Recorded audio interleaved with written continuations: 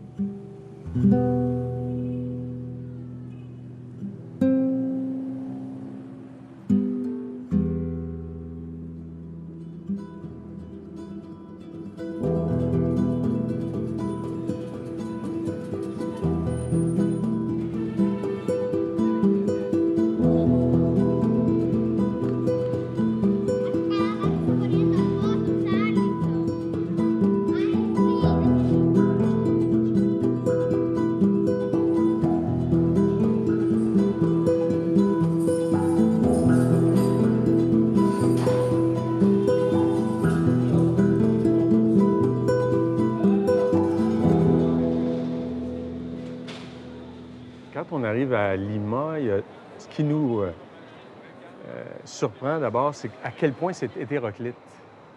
On sent la ville là, qui pousse de toutes sortes de façons. Donc, tu as une grande tour de 20 étages à côté, tu as une petite maison d'un étage. Il y a une très, très grande diversité et on voit que quelqu'un achète un terrain, puis on a l'impression ici, il peut faire à peu près ce qu'il veut.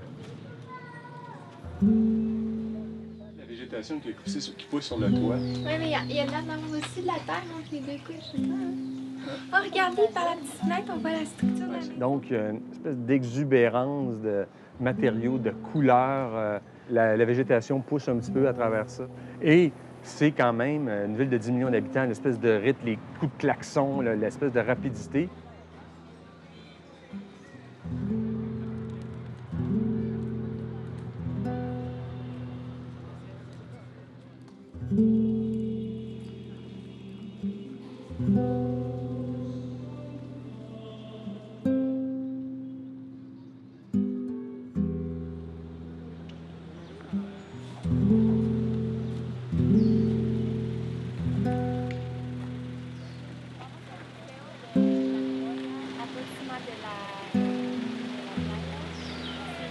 J'ai rencontré un architecte qui s'appelle Jean-Pierre Crousse il y a une dizaine d'années à Londres et j'ai suivi son parcours depuis. On a, je dirais, peut-être des parcours qui sont assez similaires, mais dans des pays très différents. Donc, je me suis dit, pourquoi pas retourner voir quelqu'un que je connais et pourquoi pas en faire profiter toute mon équipe.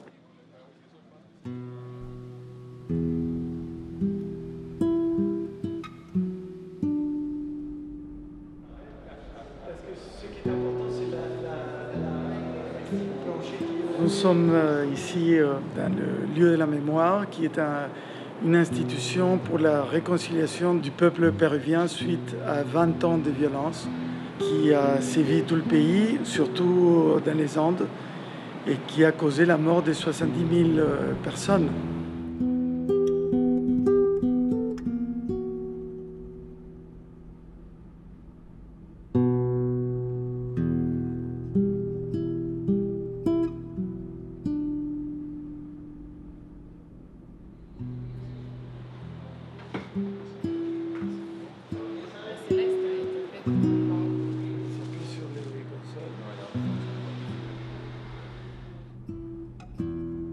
On a créé cette ravine artificielle qui est entre cette falaise naturelle et le bâtiment qui est comme En écho, on dirait, voilà. à la falaise.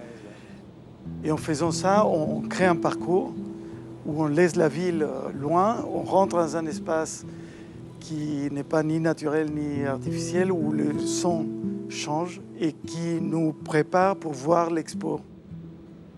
Notre stratégie, c'était que le bâtiment soit fort par ses qualités spatiales.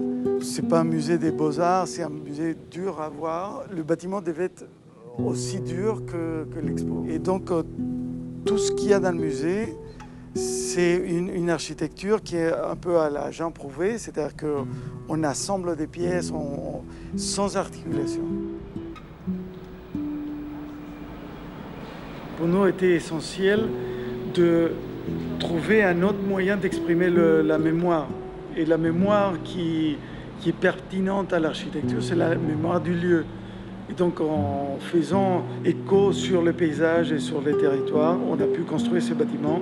Et donc, tous ces parcours devaient être signifiants et devaient préparer les gens pour voir cette période dure de la vie civile péruvienne et en même temps donner un espoir.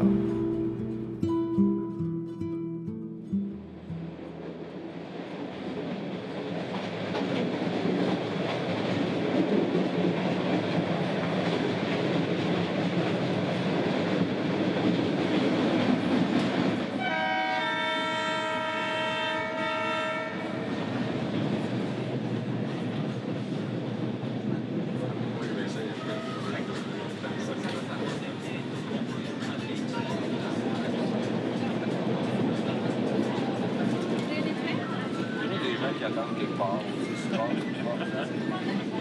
Il y a la sécurité. L'attitude.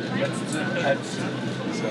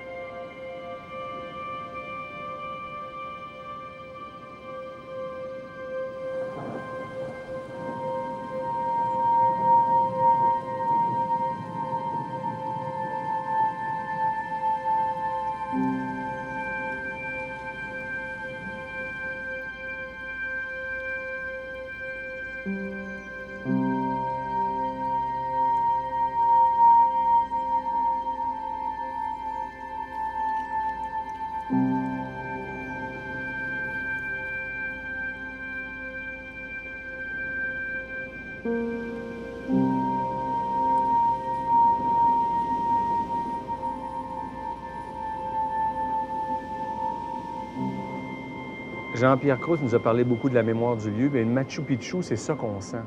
Une architecture qui est en osmose avec ses pics rocheux, là, les terrasses qui sont accrochées, les passages, les percées sur les montagnes. C'est une espèce d'amphithéâtre pour admirer cette nature qui est extraordinaire, mais une espèce de symbiose. L'architecture, qu'est-ce que l'homme a fait, qu'est-ce que la nature a fait, puis dans cet aspect un peu oublié, c'est extraordinaire.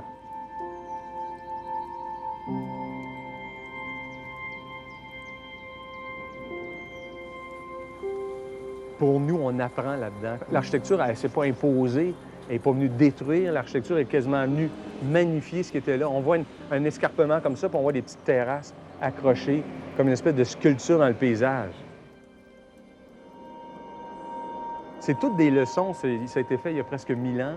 On a vu la lumière, les nuages, le soleil qui apparaît, les ombres, le travail de la pierre.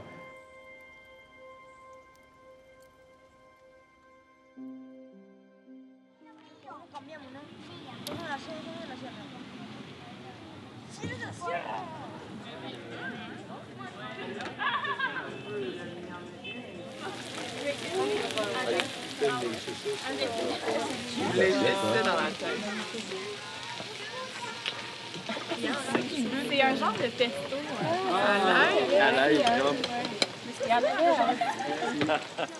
c'est ça, les petites frites. Ouais, il y en a ça, moi. Si. Ah, t'en as un, toi? Moi. Moi, qui est parti la conversation, mais ça se bien, c'est bon, c'est bon.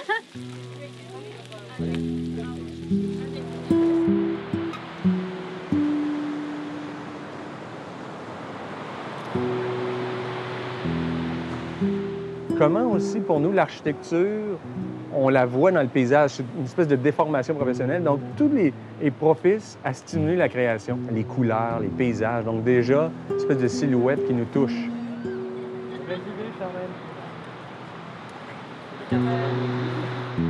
Je dis toujours que pour faire de l'architecture, il faut se constituer une espèce de dictionnaire personnel. Alors, toutes ces expériences-là finissent par enrichir. Et c'est très différent d'enrichir, il ne faut pas alourdir. C'est-à-dire, dans un paysage, dans un site, qu'est-ce qui est l'essence? Puis c'est ça qu'on garde. C'est pas nécessairement les détails, mais comprendre cette espèce de logique-là, d'avoir marché, d'être protégé par un rocher, d'avoir mangé, d'avoir regardé la vue. Tu te dis, ah, wow!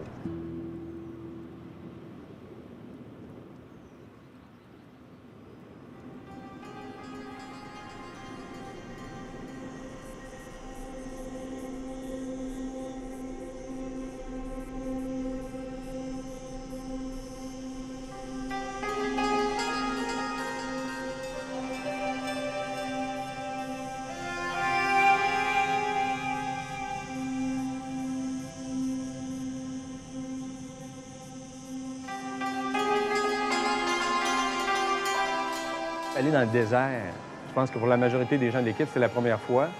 Donc, comment c'est un paysage extraordinaire et d'une certaine façon qui est proche de nous, mais en même temps très loin. C'est-à-dire, on était il y a quelques semaines dans le parc des Grands Jardins, une espèce de grand paysage un peu comme ça, des dunes de neige. Puis là, on est dans des dunes de sable. Alors, il y a quelque chose de très minimaliste aussi dans ce paysage du désert qui est proche de nos paysages hivernaux. D'aller dans un paysage, dans un autre climat, dans un autre pays, on fait des espèces de parallèles comme ça.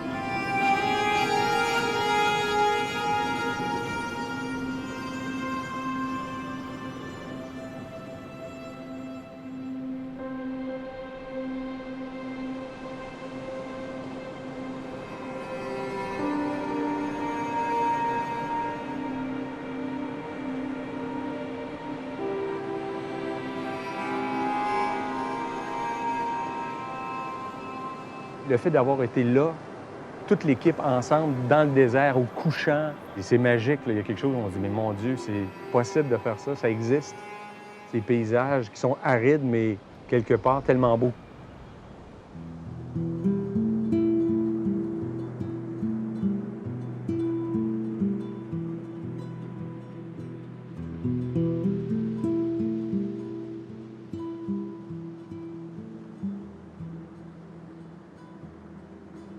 C'est bien de voir des images, des photos, des livres. L'architecture, c'est quelque chose de très visuel. Mais par mes voyages précédents, j'ai compris à quel point vivre un projet, c'est-à-dire être là avec l'architecte qui nous explique son projet, c'est beaucoup plus riche. Il y a une espèce de poésie là-dedans qui nous nourrit et qui va alimenter la création d'une certaine façon. La création, ça se nourrit de tout ça. C'est ça que je trouve fascinant du voyage.